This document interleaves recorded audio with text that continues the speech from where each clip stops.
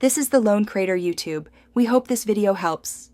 You start by choosing chocolate and prepping molds because consistency matters. You want stable gloss and snap. First, chop chocolate into even pieces and weigh it. Once done, temper using the seeding or tabling method so crystals align. This prevents bloom. Make sure molds are spotless and dry to avoid seizing. While melting, stir gently to distribute heat. Monitor temperature with a probe. This sets the foundation so filling bonds and releases cleanly. You now form shells and add filling, and timing is crucial.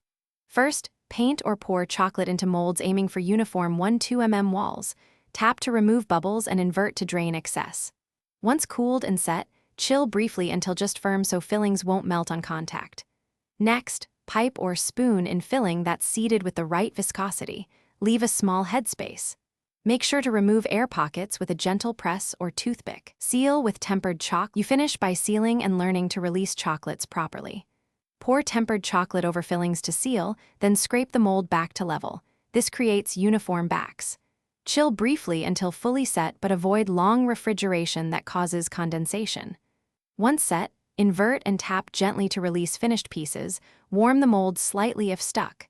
If chocolates appear dull, sticky, or have fat bloom, re-temper the chocolate and clean the molds thoroughly before reusing. That single troubleshoot.